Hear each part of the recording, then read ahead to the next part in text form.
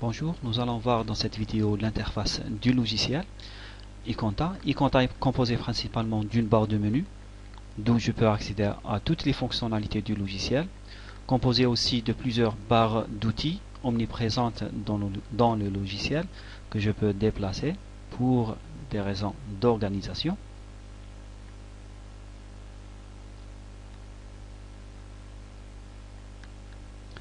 Composé aussi d'une barre de navigation contenant des raccourcis vers les principales fonctionnalités du logiciel, de la grille d'information par exemple, ou bien le tableau. Par exemple ici j'ai la liste de toutes les écritures passées dans mon exercice et de plusieurs barres flottantes contenant des informations différentes. Par exemple ici j'ai la liste des totaux et l'audit.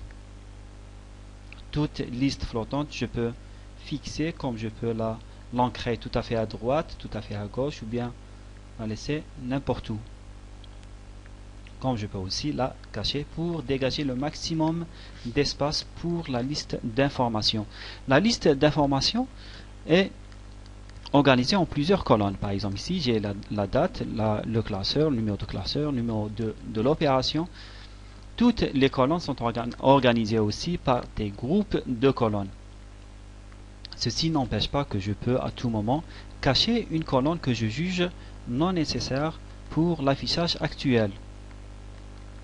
Je peux aussi la réafficher en cliquant avec le bouton droit, personnalisation des colonnes, et glisser la colonne que j'ai cachée précédemment.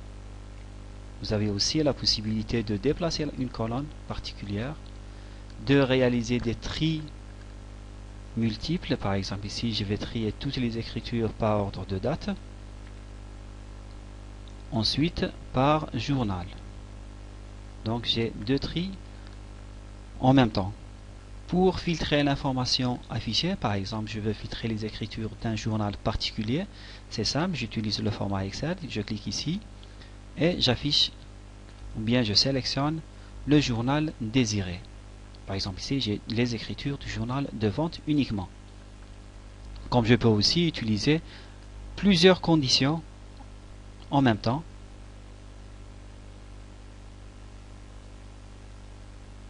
Ou bien plusieurs groupes de conditions. Vous avez aussi la possibilité de filtrer selon le texte désiré. Par exemple ici je tape le compte 47 pour filtrer sur tous les comptes et les sous-comptes de 47. Vous pouvez à tout moment supprimer un groupe, plutôt supprimer un filtre. Vous pouvez aussi réaliser des groupes, comme ceci, en glissant une colonne dans la zone dédiée à ça. Donc ici, j'ai toutes les écritures regroupées par compte. Je peux multiplier le nombre de groupes. Par exemple, je veux réaliser un groupe aussi par sous-compte, qui est aussi le compte de tiers.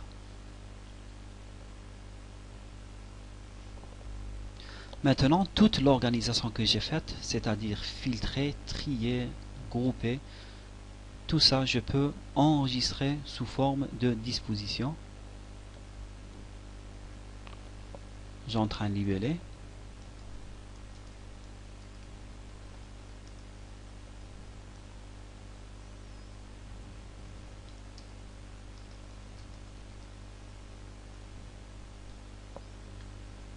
Et voilà, cette disposition sera disponible pour tous les utilisateurs du réseau. Je peux changer de disposition, remarquez le changement de la liste. Comme je peux revenir à la disposition que j'ai enregistrée précédemment.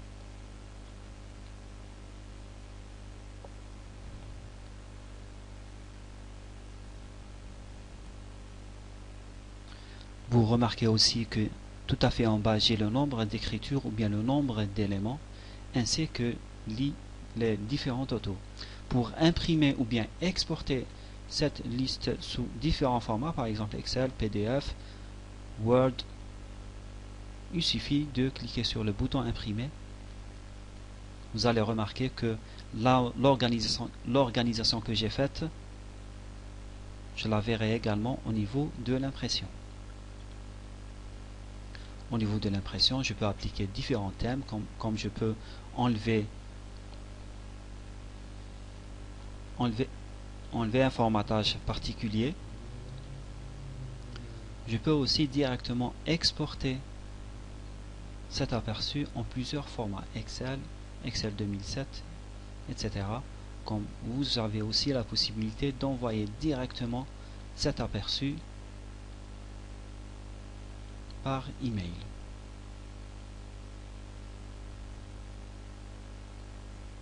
Aussi, toutes les fenêtres ouvertes seront disponibles sous forme d'onglets. Par exemple, ici, je vais ouvrir la liste des devises. Je peux modifier la position d'un certain onglet, comme je peux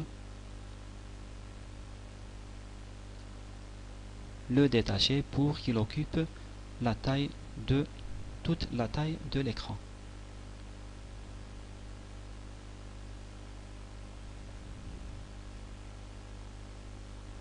Finalement, vous avez aussi la possibilité de modifier le thème de votre application selon votre goût.